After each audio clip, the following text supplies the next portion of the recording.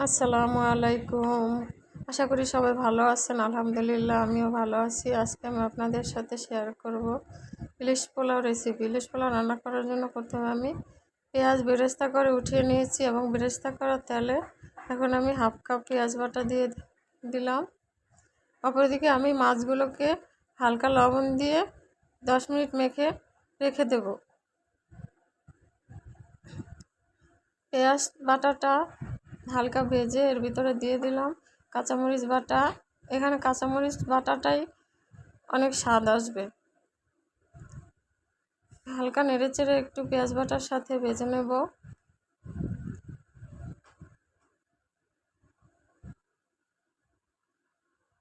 এখন দিয়ে দেবো 1 চা চামচ পরিমাণ জিরার গুঁড়া। এখানে আমি আস্ত জিরাটা ব্যবহার করিনি। দিয়ে দিলাম 1 চা চামচ ধনিয়ার গুঁড়া। দিয়ে পেঁয়াজের সাথে ভালোভাবে নেড়েচেড়ে ভেজে নেব। এখানে আমি টক দই ভালোভাবে ফেটিয়ে নিয়েছি 1 চামচ চিনি দিয়ে। ফেটিয়ে নিলে টক দইটা এখানে মশলার সাথে ভালোভাবে মিশে যাবে, তা নাহলে দানা দানা ভাব থেকে যায়।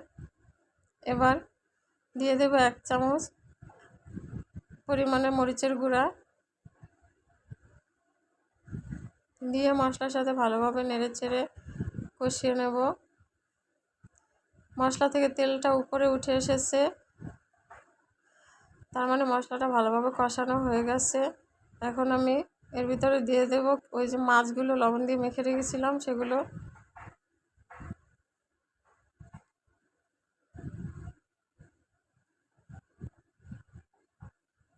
এখানে আমি মাছের মাথা এবং ল্যাঞ্জাটাও নিয়েছি, আপনারা চাইলে মাথা এবং ল্যাঞ্জাটা বাদ দিতে পারেন।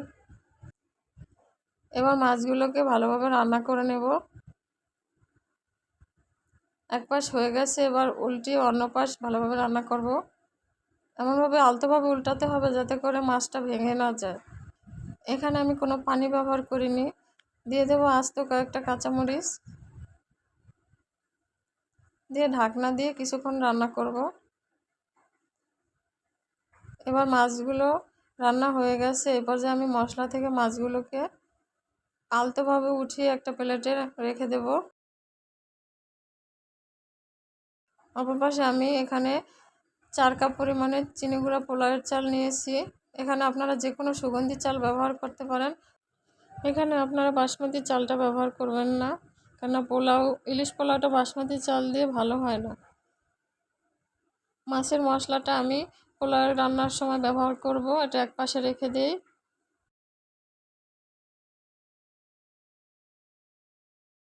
এবার চুলায় একটি হাঁড়ি বসে এর ভিতরে দিয়ে দিলাম হাফ কাপ পরিমাণ সয়াবিন তেল। তেলটা গরম হয়ে গেছে, এখন দিয়ে দেব হাফ কাপ পরিমাণ কুচানো পেঁয়াজ। দিয়ে হালকা একটু নেড়েচেড়ে ভেজে নেব। পোলাও রান্নার জন্য আমি এখানে অনেক বেশি মশলা ব্যবহার করিনি, কেননা এটা তো পোলাও, সেজন্য এখানে দিয়ে দেবো হাফ চা চামচ পরিমাণ আদা বাটা। বিরিয়ানি হলে এখানে অনেক মশলা দিয়ে আমি রান্না করতাম, কারণ এটা যেহেতু ইলিশ পোলাও তাই মশলা হবে খুবই কম। এবার চালটা দিয়ে দিলাম। চালটা দিয়ে কিছুক্ষণ ভেজে নেব। এখন যে মশলাটা আমি রেখেছিলাম মাছের, সেই মশলাটা দিয়ে দেব ভাজা চালের ভিতরে। এটা দিয়েও আরও কিছুক্ষণ ভেজে নেব, যতক্ষণ না পর্যন্ত হাঁড়ির সাথে ঝনঝন শব্দ আসে চালের। এতে করে মাছের যে ফ্লেভারটা সেটা পোলাওয়ের সাথে ভালোভাবে মিশে যাবে।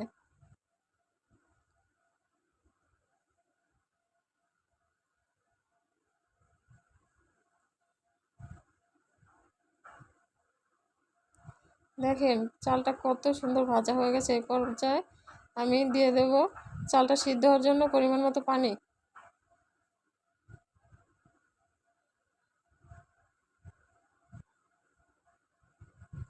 দিয়ে দিচ্ছি লবণ। চালটা আধা সেদ্ধ হয়ে গেছে। এখন আমি এখান থেকে অর্ধেকটা পরিমাণ ভাত উঠিয়ে নেব। বাকি অর্ধেকটা ভালোভাবে নেড়েচেড়ে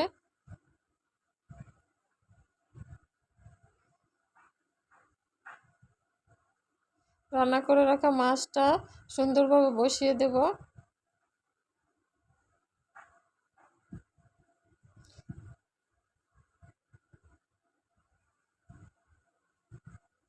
এখানে আমি কিছুটা পেঁয়াজের বেরেস্তা দিয়ে রেখেছিলাম।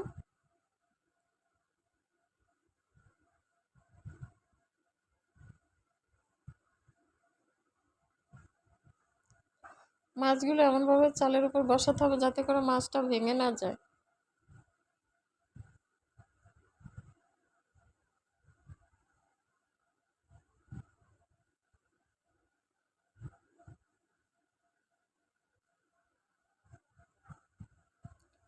এখন আমি আবারও কিছুটা পেঁয়াজ বেরেস্তা দিয়ে দেব মাছের উপরে।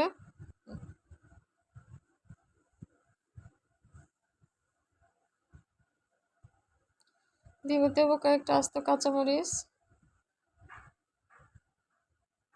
এখন দিয়ে দেব তুলে রাখা যে ভাতগুলো, সেগুলো উপর দিয়ে ভালোভাবে ছড়িয়ে দেব।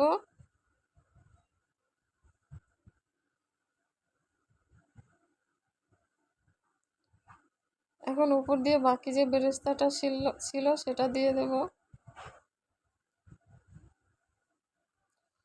দিয়ে দেব আরও 2-4টা কাঁচামরিচ। এখানে আমি ঘি ব্যবহার করিনি, কেননা মাছের যে ফ্লেভার সেটাতে অনেক মজা হবে। যেহেতু এটা ইলিশ পোলাও, তাই এখানে মশলা খুবই কম ব্যবহার করেছি। ঢাকনাটা উঠিয়ে নিলাম। এই পর্যায়ে দিয়ে দেব 2-3 টেবিল চামচ পরিমাণ গুঁড়া দুধ। এটা সম্পূর্ণটাই অপশনাল, এটা আমার বাচ্চারা পছন্দ করে তাই দিলাম, আপনারা চাইলে এটাকে বাদ দিতে পারেন। দেখেন পোলাওটা কত সুন্দর ঝরঝরা হয়েছে। এ পর্যায়ে খুব সাবধানে পোলাওটা নাড়াচাড়া দিতে হবে। উপর থেকে কিছুটা ভাত উঠিয়ে নিয়ে তারপরে আস্তে আস্তে করে মাছগুলো এক পাশে উঠিয়ে রাখতে হবে, তা না হলে মাছগুলো ভেঙে পোলাওয়ের সাথে একদম খিচুড়ি হয়ে যাবে। এতে করে দেখতেও ভালো লাগবে না আর খেতেও ভালো লাগবে না। হয়ে গেছে আমাদের ইলিশ পোলাও। আপনারা চাইলে রেসিপিটা বাসায় ট্রাই করতে পারেন। এটা কিন্তু দেখতে যতটা লোভনীয়, খেতে অসম্ভব মজা। আপনারা এটা ট্রাই না করলে বুঝবেন না এটার স্বাদ কতটা অতুলনীয়। সবাই সুস্থ থাকবেন, ভালো থাকবেন। আসসালামু আলাইকুম।